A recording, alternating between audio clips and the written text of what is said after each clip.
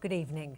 The family of a mental health patient who died in 2011 have renewed calls for a public inquiry after 3 police officers were cleared of lying at an inquest into his death. Paul AD, Mark Fannon and Paul Greenfield from West Midlands Police were acquitted following a trial at Birmingham Crown Court. Kingsley Burrell from Walsall died from a cardiac arrest in hospital after he was detained under the Mental Health Act. Well, Rajiv Papat is live outside West Midlands Police headquarters. Rajiv, what was the reaction to the verdict from Kingsley Burrell's family?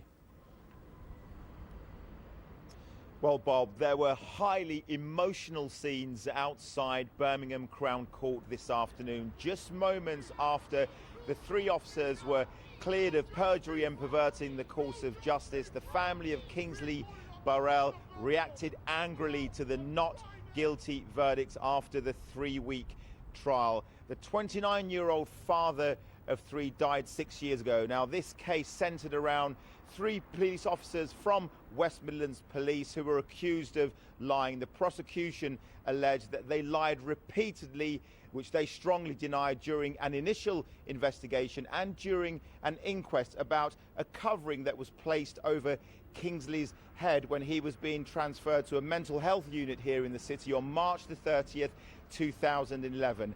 The officers said they didn't recall a covering being placed over his head. He died the following day. He was found unresponsive in a seclusion room. Well, today the officers were found not guilty of all the charges against them. Kingsley Burrell family spokesman gave his reaction to the verdicts. Yet again, we've had to sit through a trial and listen to them dehumanize Kingsley. A son, a father, a brother, a nephew, a cousin, an uncle and a friend, which is totally disrespectful and unacceptable to the memory of Kingsley. Our quest for justice will continue, as we want to know why Kingsley is no longer with us. Well, earlier, the Independent Police Complaints Commission issued a statement saying we have carried out 2 investigations into the actions of these officers, which found they all had cases to answer for gross misconduct. The IPCC said it would now be in contact with West Midlands Police regarding the outstanding issue of disciplinary hearings. We spoke to West Midlands Police, who said that many lessons have been learned since Kingsley's death. I think it's really important that we demonstrate, both to Kingsley Burrell's family but the communities affected by this, that we've learnt from what's happened, that our determination and commitment to being open about the circumstances here. The officers involved in this case have been subject to an investigation that's been very thorough. It's gone on for a period of in excess of 6 years, nearly 7 years.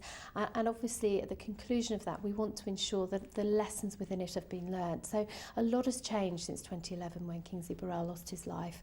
In 2013, we put in place our mental health triage scheme.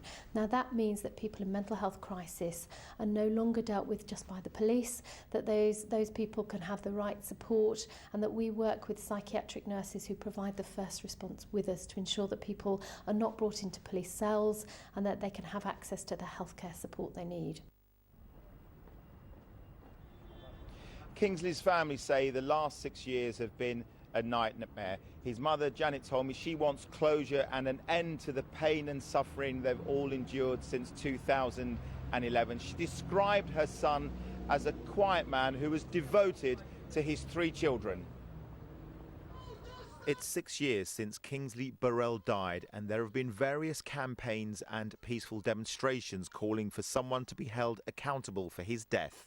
If nobody's become accountable for a death in custody, then there's no closure for not even just myself, for other families as well. I mean, there's over, at the time when Kingsley died, there was over 1,500 death in custody. It's raised since then, right? And you can say every year this things tends to be happening. His mother still struggles to cope with her loss and thinks about him every day. Ever since Kingsley was a little boy, he was quiet because he was the only boy, because I've got 2 girls and 1 boy. He was the quiet one. He was kind, he was loving. He loves his kids dearly because he's got 2 boys and 1 girl. He's one of those fathers who likes to put the inputs in when it comes to his kids. Kings was energetic as from our childhood. Kings has always been the one kicking the ball, playing football and everything, and playing rounders. In terms of later on in life, we learned swimming together. We learned to ride our bicycles together. Everything we did was together. Kingsley died from a cardiac arrest 4 days after being detained by police. For 3 weeks, his family have sat through the trial at Birmingham Crown Court and heard evidence about his final hours. Sometimes it can be really, really depressing because the way Kingsley actually passed away, it shouldn't have happened at all. We just want some form of closure, to be honest. Kingsley was sectioned under the Mental Health Act in 2011. He was transferred to hospital after police were called to a disturbance at a secure unit involving him. He later died in hospital. An inquest into his death 2 years ago heard neglect, prolonged restraint and failure to provide medical help had contributed to his death. The family say many questions still remain unanswered and are calling for an independent public inquiry into his death. The family say they'll continue campaigning and protesting and are planning a demonstration in Birmingham city centre on Friday at 4 o'clock in the afternoon. Rajiv, thank you for that report. A homeless man who murdered a mother and her teenage son in their home presents a significant risk to the